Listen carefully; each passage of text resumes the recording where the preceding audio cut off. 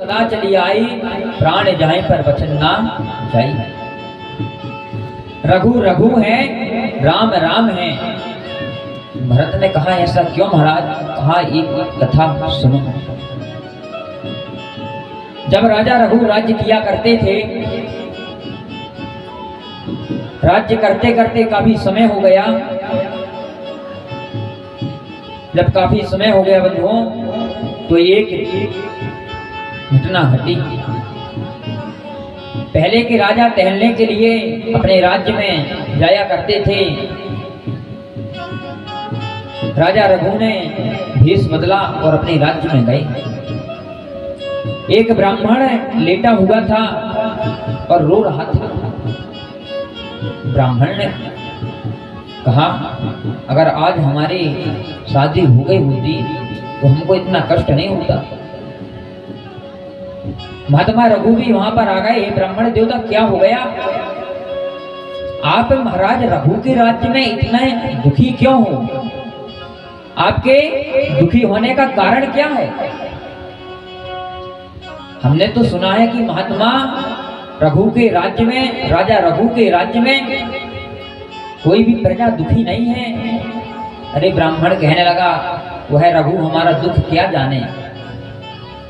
उनकी तो 160 है, हमारी तो एक भी नहीं। जब हम पूजा पाठ करके आए, जब हम रात को भोजन बनाएं तो खाएं, ना तो भूखे ही सो जाएं। राजा रघु चल दिए। राजा रघु अपने राज्य में गए, मंत्री को भेजा, अमुक अमुक ब्राह्मण को लेकर आओ। ब्राह्मण को ले आए।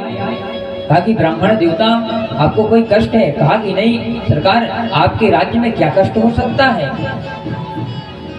कहा कि जो कल समस्या रात्रि को बता रहे थे वह मैं ही था। मेरी 160 रानियां हैं, जो भी आपको पसंद हो आप देख लीजिए, मैं एक से आपका विवाह कर दूंगा। ब्राह्मण राजा रघु की पत्नियों को देखने लगा। उसने कहा, विवाह तो एक से होना है, देखने में क्या जाता है, सबको देख लो। 160 देखी। राजा रघु ने कहा, कौन पसंद है ब्राह्मण देवता? कहा कि हे राजन, हमको सभी पसंद हैं। तो राजा रघु ने अपनी 160 रानियों का विवाह इस ब्राह्मण के साथ कर दिया। जब उस ब्राह्मण के साथ विवाह कर दिया तो राजा रघु सोचने लगे, इस ब्राह्मण के साथ विवाह तो कर दिया, इसका खर्चा कौन उठाएगा? तो हाथ में जल लिया और कहा, मैं यह अयोध्या का सिंहासन भी उसी ब्राह्मण को दान देता हूँ। राजा रघु ने अयोध्या का सिंहासन ब्राह्मण को दान दे दिया और स्वयं जंगल की ओर चल दिए। एक पेड़ पर हंस हंसनी का जोड़ा बैठा हुआ था और जंगल की ओर से एक सर्प आ रहा था और देखते देखते वह पेड़ में सर्प चढ़ गया। जैसे ही वह सर्प उस पेड़ में चढ़ गया और राजा रघु की नजर गई, तुरंत ही अपने बाण द्वारा उस सर्प को फेंक दिया। उस हंस हंसनी के माता पिता आए अमर फल लेकर। कहा कि हे बच्चों, इस फल को खा लो।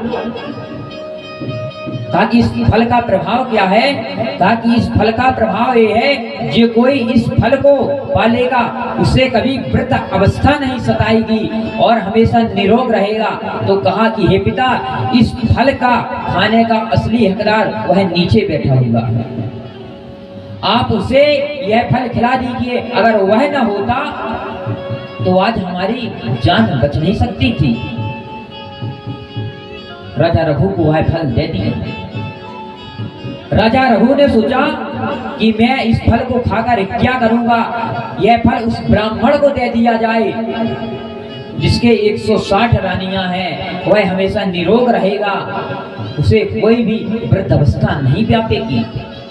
राजा रघु फल लेकर अयोध्यापुरी में गए। कहा कि हे ब्राह्मण देवता, यह फल आप लीजिए।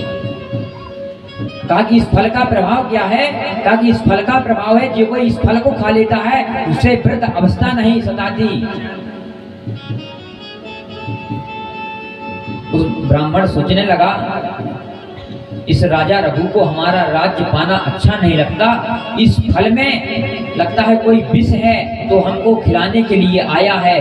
तो वह फल रास्ते में उस ब्राह्मण ने फेंक दिया।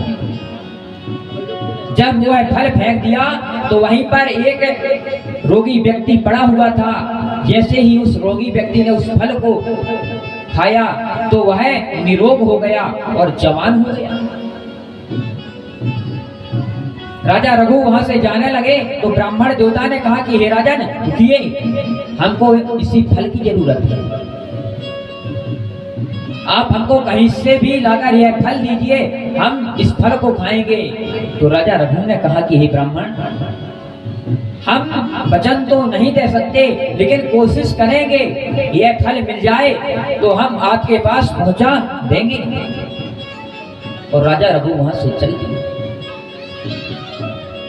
हंस हंसनी के माता पिता पास आए और कहने लगे, यह फल आपको कहाँ मिला?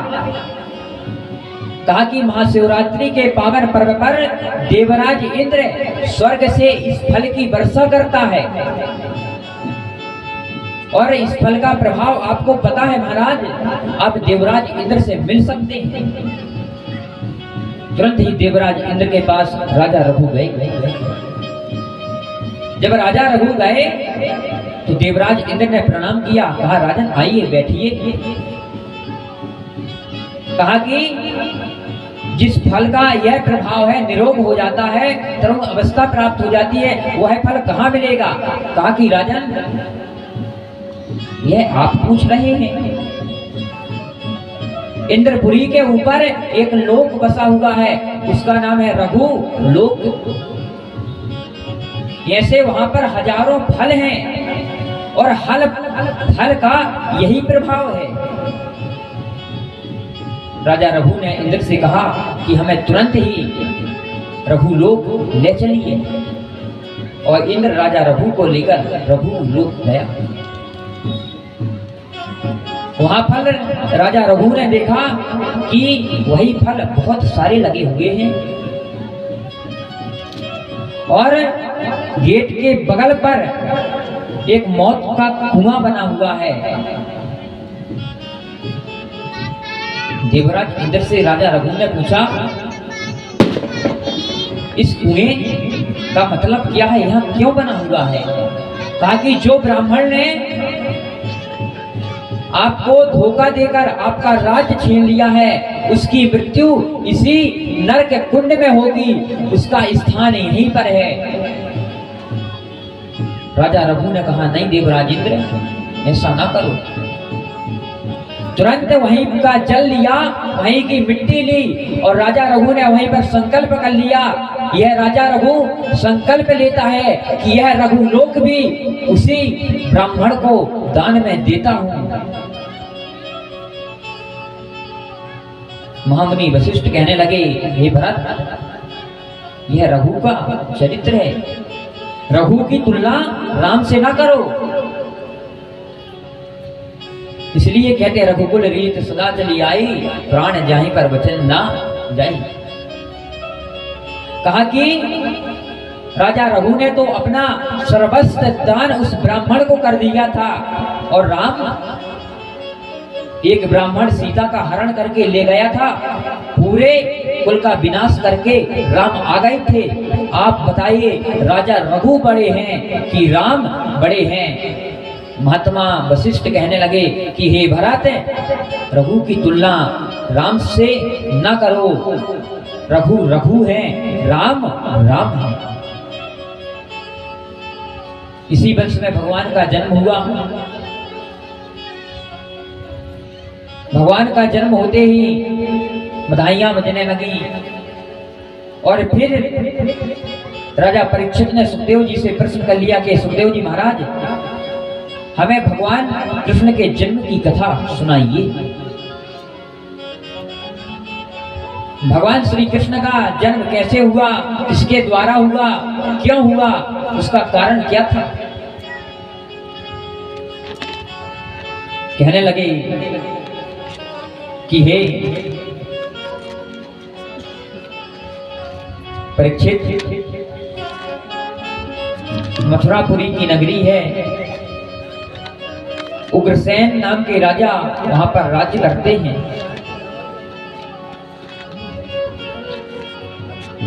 उग्रसेन